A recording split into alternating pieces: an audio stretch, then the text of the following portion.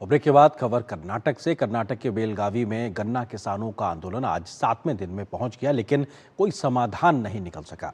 किसान गन्ने की कीमत बढ़ाने की मांग कर्नाटक की कांग्रेस की सरकार से कर रहे हैं और मिल मालिकों पर मिली भगत का आरोप लगा रहे हैं।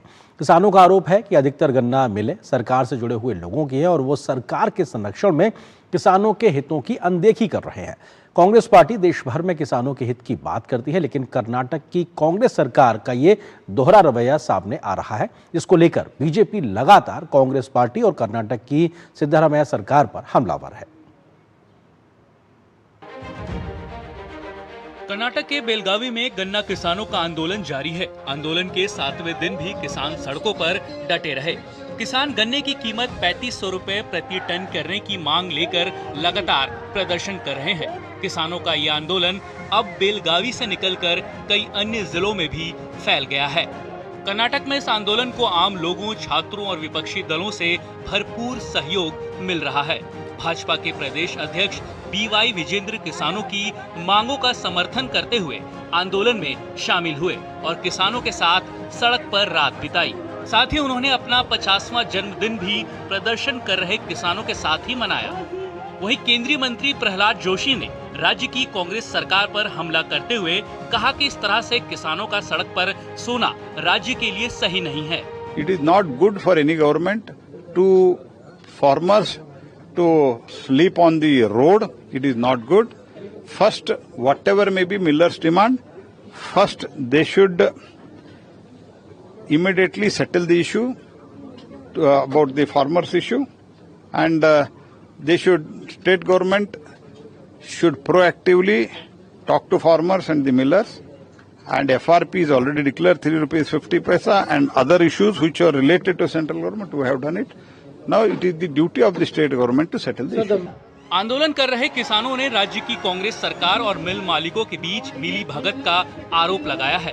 किसानों का कहना है कि राज्य के अधिकतर मिलों के मालिक राज्य सरकार में शामिल मंत्री या फिर विधायक हैं।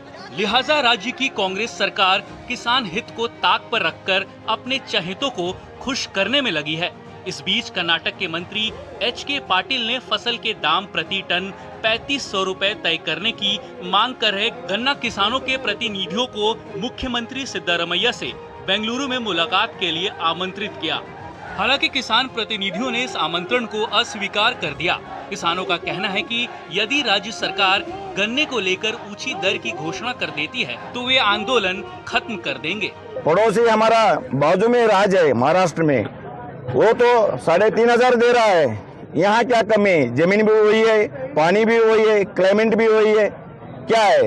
ये तो सब सरकार का खेल है। सरकार ये किसान का तरफ मुड़ के नहीं देख रहा है।